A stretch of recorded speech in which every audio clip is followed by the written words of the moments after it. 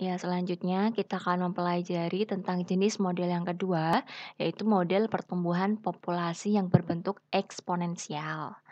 Langsung saja di sini untuk mempermudah kita dalam memahami formulanya, saya berikan satu contoh kasus.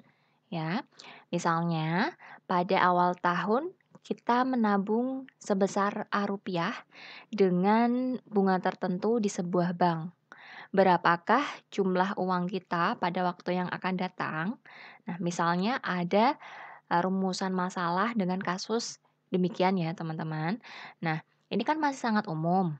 Nah, nanti dalam menyusun modelnya, kita di sini nanti akan mulai membuat atau memunculkan asumsi-asumsi gitu untuk mempermudah kita dalam menyusun model matematikanya. Di sini nampak umumnya dilihat dari mana. Di sini bunganya tidak disebutkan ya, besar bunganya di sini cuma bunga tertentu. Nah, jadi di sini nanti kita untuk mempermudah pemodelan dan simulasi nanti kita misalkan ya bunganya sekian gitu, lalu eee, beberapa waktu yang akan datangnya nanti kita misalkan beri satuannya itu dalam bentuk tahun ya. Teman-teman sebenarnya juga bisa merubahnya dalam bentuk bulan ya, bulan, atau bahkan mungkin, minggu ya kalau misal itu memungkinkan ya. Jadi seperti itu, langsung aja di sini dalam memodelkan nanti kita bisa melihat dari 2 sisi, yaitu dari sisi, himpunan bilangan diskrit ya. Jadi waktunya di sini kita bisa melihat dari sisi apakah waktu itu kita, eee bentuk dalam, himpunan diskrit ataukah waktu di sini, kita jadikan sebagai, himpunan bilangan kontinu, bilangan real ya atau kontinu seperti itu. Ya, selanjutnya di sini kita awali dulu dengan, model dengan waktu diskrit ya. Jika masalah kita sederhanakan, ya, di sini kita asumsikan suku bunga majemuk konstan atau R per tahun. Jadi tidak berubah-ubah sepanjang tahun dari mulai tahun pertama sampai tahun yang banyaknya 100 tahun, 1000 tahun kemudian selalu R konstan, ya. Dengan waktunya ini, waktu atau T kita eee, asumsikan sebagai suatu variabel yang mengikuti bilangan bulat non negatif. Atau kita mulai dari T sama dengan 0, 1, 2, dan seterusnya. Lalu di sini kita misalkan variabel baru yaitu G dalam satuan T, ya, menyatakan jumlah uang pada saat setelah tahun ke T.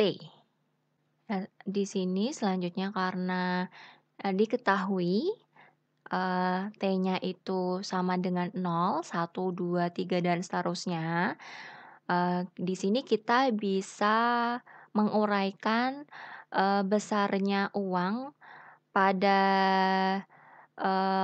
tahun ke T, kita mulai dari T-nya yang terkecil dan seterusnya. T sama dengan 0 dulu, 1, 2, 3, dan seterusnya, begitu ya. Nah, untuk yang pertama, di sini tidak saya tuliskan G0 karena G0 ini sudah diketahui di dalam, soalnya. G0 itu sama dengan A rupiah ya, karena, besarnya uang pada awal mula itu sebesar A, itu ya. Lalu G1 di sini bagaimana cara kita mendapatkannya, di sini sudah diuraikan, ya. G1 itu adalah banyaknya jumlah uang, pada tahun pertama. Untuk mengetahuinya berarti kita peroleh dari, jumlah uang awal ditambah, eee, bunga, ya. Bunga dalam bentuk, rupiah, ya. Di sini berarti eee kita cari dari, G1 sama dengan A, besarnya uang asal,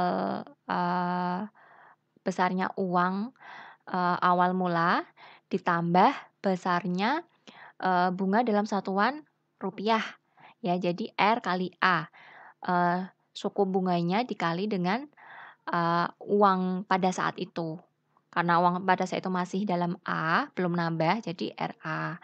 Seperti ini. Lalu di sini kita bisa, sederhanakan bentuknya dengan, menjadikan A berada di luar kurung, jadinya A kali 1 plus R, ya. Ini kita kantongi dulu, ini adalah persamaan untuk G1.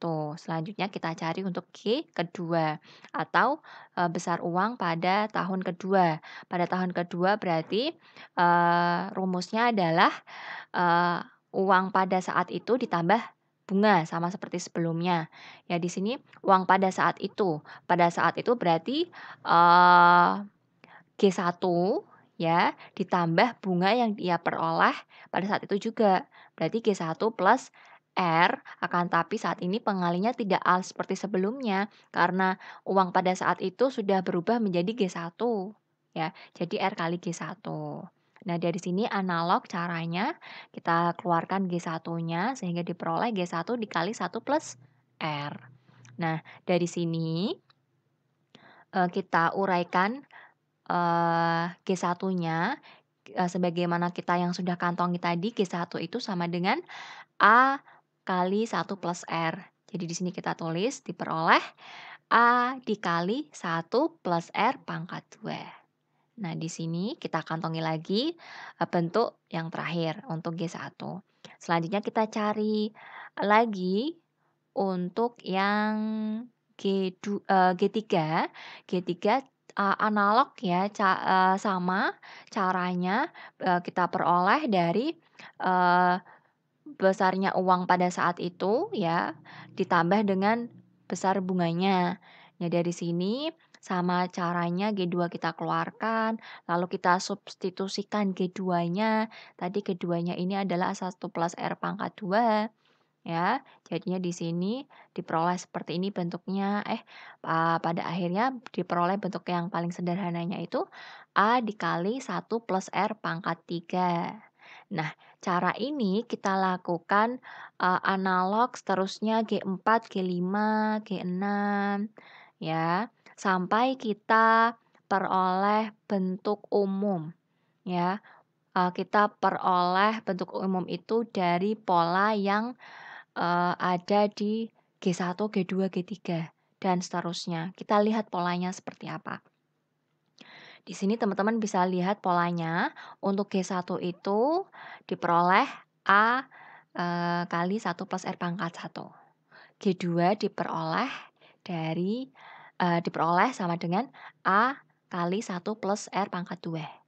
G3 diperoleh sama dengan A kali 1 plus R pangkat 3. Jadi A kali 1 plus R-nya sama, yang berubah terletak pada pangkat yang ada dalam kurung ini. Pangkat ini ternyata itu dia, akan selalu sama dengan, nilai T, ya, nilai T yang ada dalam kurung ini.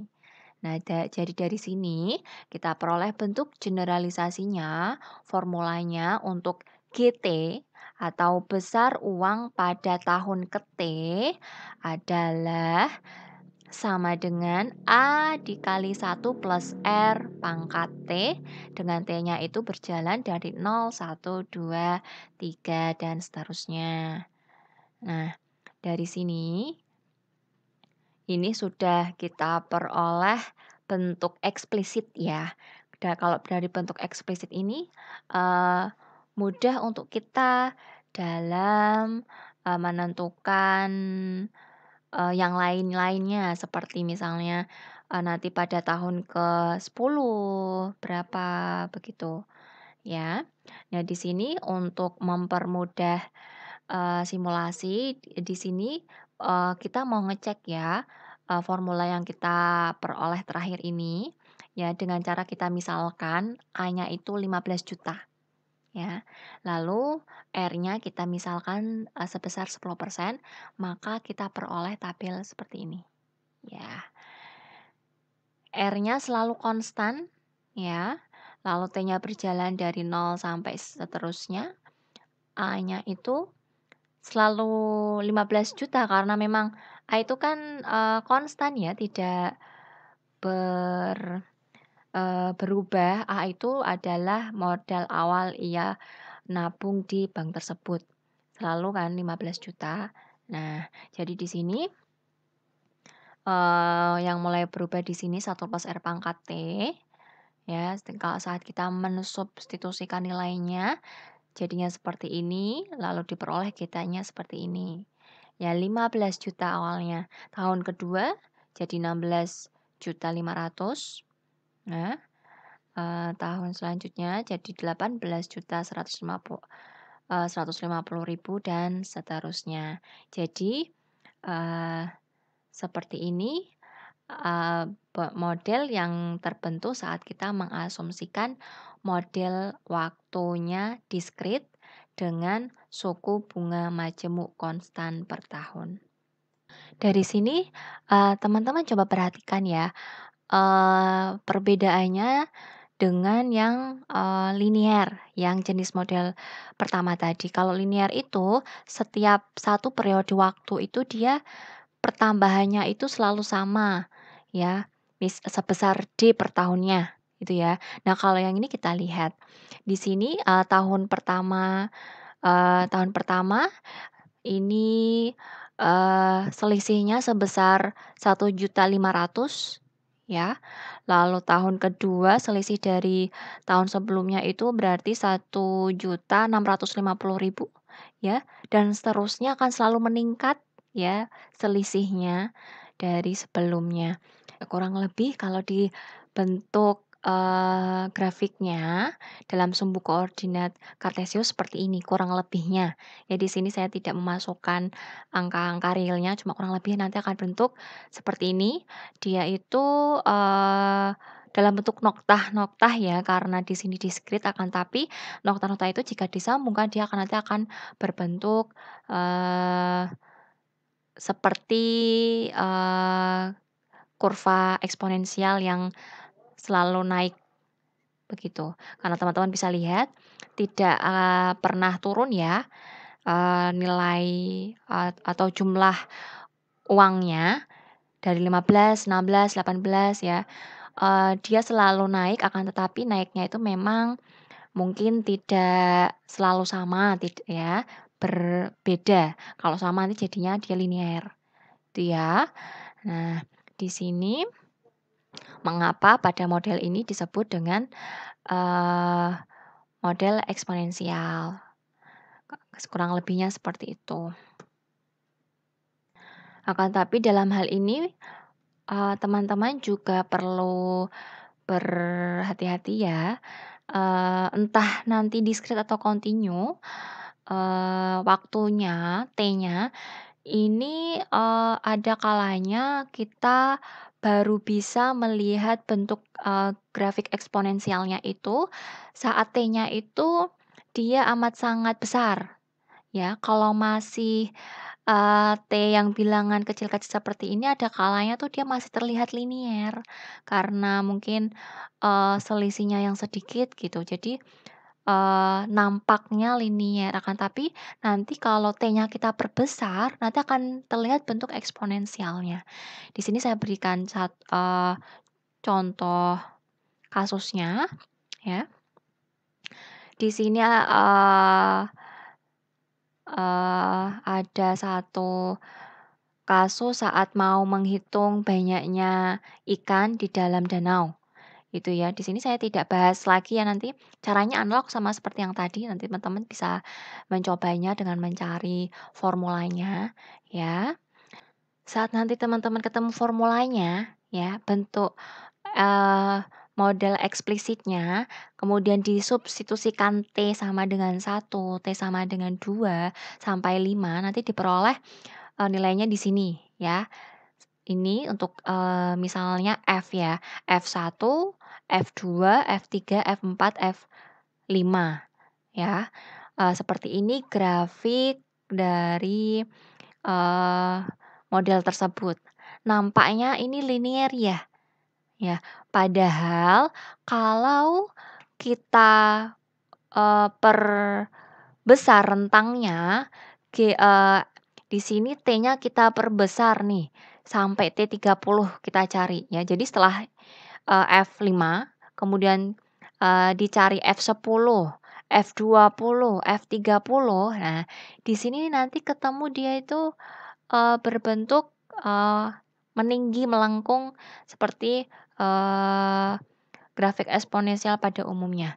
Jadi kalau yang, ini, ya bagian ini kalau kita pindahkan di sini, teman-teman lihat, dia itu memang amat sangat dekat, jaraknya di sini sehingga nampak seperti persamaan linier, eee, seperti grafik atau kurva linier. Nah, tapi saat kita perbesar rentang waktunya, nah di sini nampak dia tidak linier, melengkung seperti ini, itu ya. Seringnya terjadinya seperti itu teman-teman. Makanya akan, alangkah lebih baiknya saat teman-teman nanti memberikan simulasi, simulasinya itu untuk T yang besar ya, dari T yang kecil sampai T yang besar. Jangan rentang yang, sempit-sempit seperti ini. Nanti tidak, eee, ada kalanya kurang akurat, nanti, dianggapnya linier, seperti itu, ya. Ini hanya catatan saja. Kita lanjutkan. Di sini jadi bisa kita simpulkan untuk model pertumbuhan model pertumbuhan eksponensial dengan waktu diskrit. Ini, kita peroleh bentuk rekursifnya Pn sama dengan 1 plus R kali Pn min 1. Ini dapat dari mana? Ini dapat dari yang sini ya. Saya perlihatkan. Ya, di sini ya. Ya, G1 itu diperoleh dari A itu kan G0. G0 1 plus R. Ya. Lalu kalau yang G2 itu diperoleh G1 1 plus R. Ya. Lalu G3 diperoleh G2 kali 1 plus R. Nah, jadi itu karena bentuknya itu untuk mendapatkan, nilai pada saat N sekian, kita harus mencari N-1-nya ya, besarnya, G pada saat N-1. Jadi itu termasuk bentuk rekursif, ya. Lalu untuk yang bentuk eksplisitnya nampak di sini, yang sudah kita substitusikan nilai I-nya, ya. Untuk yang eksplisit, di sini rumusnya Pn sama dengan 1 plus R pangkat N dikali P0. Bagaimana kok bisa dapat ini? Tadi sudah kita lakukan generalisasi dari, mencari, G1, G2, G3, dan seterusnya, ya. Ini ekuivalen dan ini sama aja, tidak ada masalah. Nah, di sini untuk 1 plus R, kita menyebutnya juga sebagai, pengali, ya, pengali. Atau lebih tepatnya pengali pertumbuhan dalam model tersebut. Untuk R-nya sendiri di sini adalah tingkat pertumbuhan. Lalu di sini, jika yang diketahui dalam bentuk persentase, R persen begitu, nanti untuk memodelkannya kita perlu merubahnya dulu dalam bentuk, tingkat pertumbuhan, yaitu dalam bentuk desimal. Itu ya. Di sini bentuk, grafik eksponensialnya kurang lebih seperti ini. Saya ambil satu kasus tadi, ya. Untuk selebihnya teman-teman, bisa, menggali sendiri ya, sering latihan, cari soal tentang, model pertumbuhan eksponensial dengan waktu diskrit. Untuk selanjutnya kita, mempelajari yang kontinu. Nah, ini berbeda di, variabel untuk waktu atau T yang mengikuti bilangan real. Di sini sama seperti sebelumnya, kita melakukan pengasumsian atau pengandaian ya. Asumsi atau pengandaiannya ini kita lakukan hal yang sama dengan yang diskrit tadi. Ya, kita misalkan, kita asumsikan suku bunga majemuk konstan atau R, tiap tahunnya, dan untuk waktunya di sini kita anggap dia sebagai variabel yang mengikuti bilangan real. Lalu di sini kita misalkan di sini pakainya F, ya. F itu menyatakan jumlah uang kita pada waktu T, ya sama seperti sebelumnya, yang sebelumnya pakainya G ya.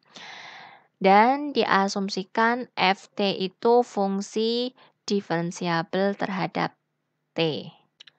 Nah, di sini mungkin muncul pertanyaan teman-teman, kenapa kita mengasumsikan Ft itu fungsi diferensiabel? Karena nanti model yang kita akan bentuk itu dia dalam bentuk persamaan diferensial, teman-teman. Jadi kita asumsikan F-nya itu fungsi diferensiabel, fungsi yang bisa diturunkan. Lalu di sini kita susun model matematikanya dalam bentuk persamaan diferensial. Kenapa sih kok dalam bentuk persamaan diferensial? Nah, di sini kita mengingat kembali, ya.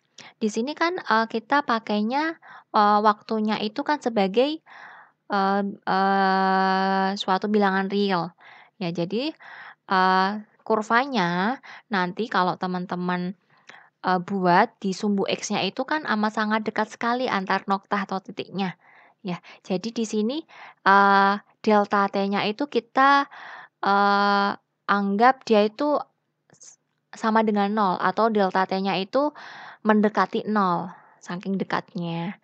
Nah, jadi dengan seperti ini kita menggunakan definisi limit atau di sini lebih tepatnya kita pakai turunan. Teman-teman ingat kembali untuk yang kecepatan. Kecepatan itu diperoleh dari turunan ds dt. Ya, ini juga sama analog seperti itu ya. Karena kita mau membuat dia itu kontinu ya, delta T-nya amat sangat kecil. Jadi kita menggunakan turunan, bentuknya persamaan diferensial.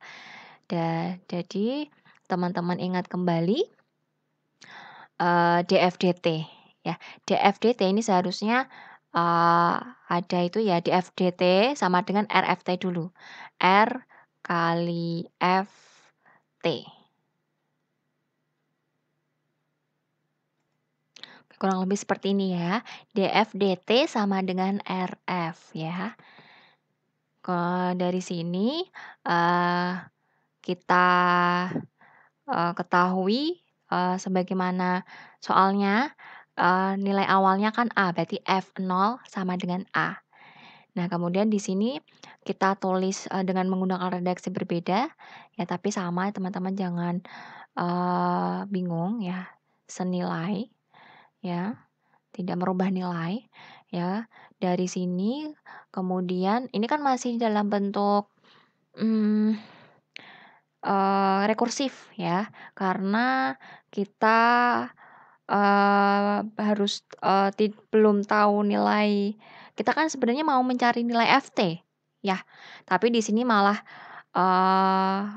di dalam rumusnya itu masih memuat Ft di dalamnya. Ya, jadi di sini kita coba cari bentuk eksplisitnya dengan cara menyelesaikan persamaan diferensial di atas.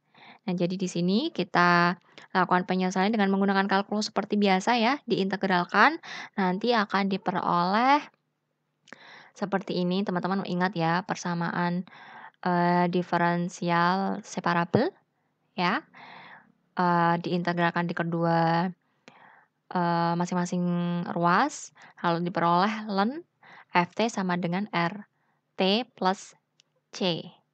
Ya, dengan C itu konstanta sembarang. Lalu diperoleh di sini kita hilangkan ln-nya ya, dengan cara kita ubah ke dalam bentuk eksponensial. Ft sama dengan E pangkat RT plus C atau bisa kita uraikan di sini jadinya EC kali E pangkat RT. Nah, dari sini sudah, dalam bentuk eksplisit karena kita bisa mencari nilai FT atau, jumlah uang pada saat T ya, dengan, cuma langsung, mensubstitusikan nilai R dan T-nya gitu, tanpa perlu mencari nilai F sebelumnya, seperti itu. Nah, jadi di sini sebenarnya, eee, yang membuat ada kalanya model dengan waktu kontinu itu, susah untuk kita analisis. Kenapa? Biasanya itu bentuknya kan, rumit ya, dalam bentuk sistem yang kompleks. Ini yang, pada model ini, dia nih yang paling sederhana ya teman-teman ya, belum ada variabel yang lain, belum ada parameter yang lain, ya, masih satu persamaan. Jadi solusinya mudah, mudah sekali, cara mendapatkannya hanya dalam bentuk sebaris ini. Nah, beda lagi nanti kalau, modelnya itu dalam bentuk sistem persamaan, gitu ya, dan sudah memuat, banyak gitu, satu persamaan aja tuh panjang gitu. Solusinya itu tidak mudah untuk kita dapatkan. Nah, di situ sebenarnya, letak, biasanya, susah dalam melakukan analisis karena kita tidak bisa mendapatkan, model eksplisitnya. Nah, biasanya makanya cuma bisa dicari dengan titik equilibrium atau hanya melakukan simulasi dengan program dan sebagainya, itu nanti, kita bahas nanti, itu ya. Nah, di sini kita lanjutkan dulu untuk yang tadi, jadi sudah kita peroleh bentuk eksplisit tadi. Nah, selanjutnya kita mau mencari nilai ininya, E pangkat C, ya. Karena E itu kan bilangan natural, nilainya konstan pasti, ya. C juga suatu konstanta. Ya, jadi di sini, eee, ternyata E pangkat C itu juga, bilangan yang, bisa kita cari ya. Bagaimana caranya? Berarti tinggal kita masukkan aja. T kita ubah sama dengan nol ya. Nanti akan kita peroleh F0 sama dengan E pangkat C. Ya, karena di sini E pangkat 0 itu 1. Jadi F0 sama dengan E pangkat C. Berarti E pangkat C adalah A. Ya, karena F0 itu sama dengan A. Nah, jadi di sini bentuknya bisa kita lebih sederhanakan lagi. Jadinya FT sama dengan A kali E pangkat RT. Ya, jadi di sini kita rubah menjadi A. Ini bentuk yang ini ya lebih sederhana dari yang ini tadi. Ini kan kita masih belum tahu nilai konstantanya berapa, ya kan? Nah, dengan E-nya itu 2,7 sekian sekian sekian. Harus cari nanti E pangkat C berapa. Nah, ya kita sebenarnya bisa cari dari A aja. Tuh, jadi ini bentuk eksplisit yang lebih sederhananya. Kalau dibuat dalam bentuk grafik nanti bentuknya seperti ini, kurvanya dalam bentuk eksponensial ya, karena ini memang, fungsi eksponensial ya, kurang lebih seperti ini. Jadi ini, mengapa disebut model pertumbuhan eksponensial karena memang grafiknya kalau saat kita buat nanti berbentuk eksponensial solusinya, seperti itu. Ya, sama seperti sebelumnya di sini kita berikan simulasi, dengan mengasumsikan beberapa nilai misalnya A sama masih 15 juta, lalu R-nya sama 10% ya, nanti kita peroleh tabel ini. Wah, segini banyaknya.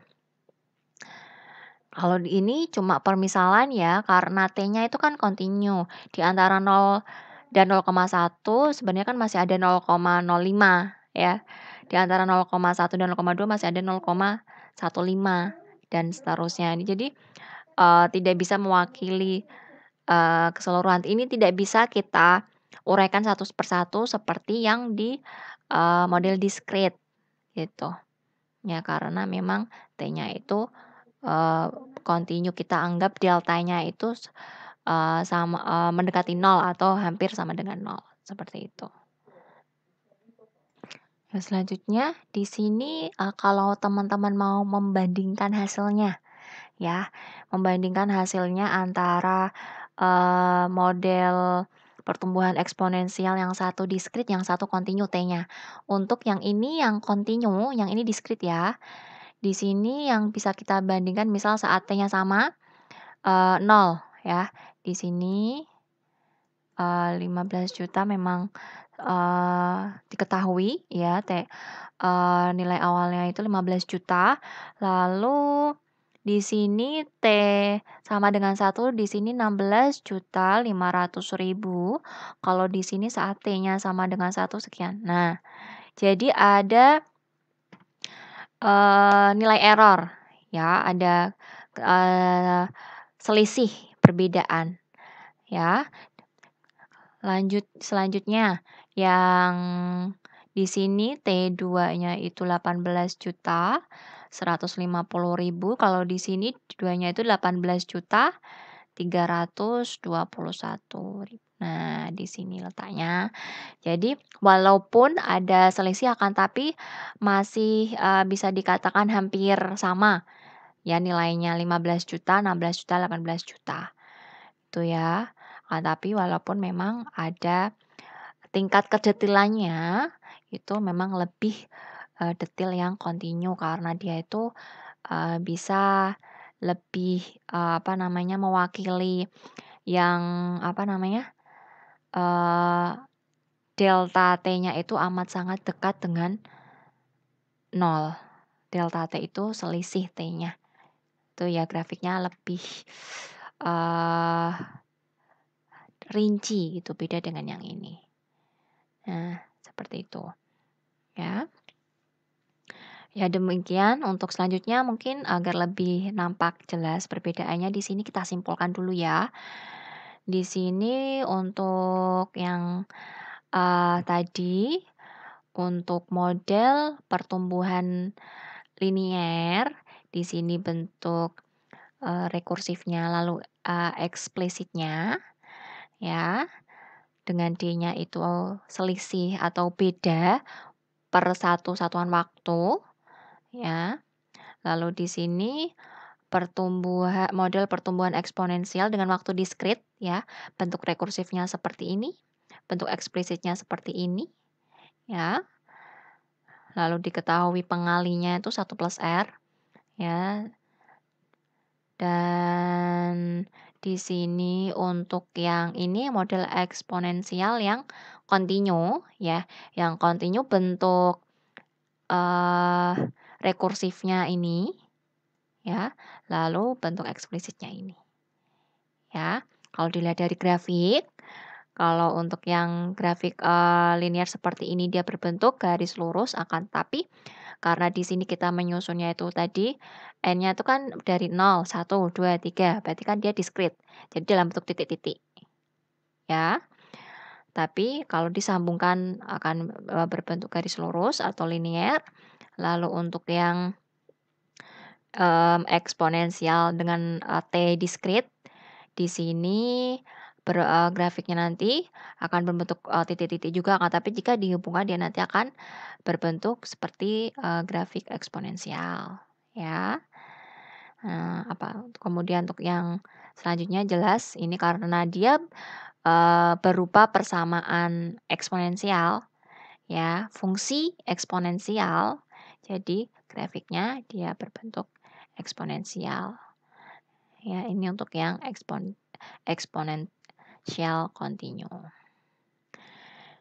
Ya, untuk selanjutnya silakan teman-teman latihan ya. Latihan, menyusun model, mengamati bagaimana, model matematikanya, bagaimana untuk mendapatkan suatu nilai tertentu pada saat T tertentu, begitu. Gitu ya. Untuk yang nomor 3 ini, merupakan pengembangan dari kasus yang model pertumbuhan eksponensial tadi ya teman-teman, yang saat kita menabung di bank dengan modal awalnya itu sebesar Rp. Akan tapi, di sini kan sebenarnya kita mau membuat yang, semirip mungkin dengan fenomena, aslinya ya.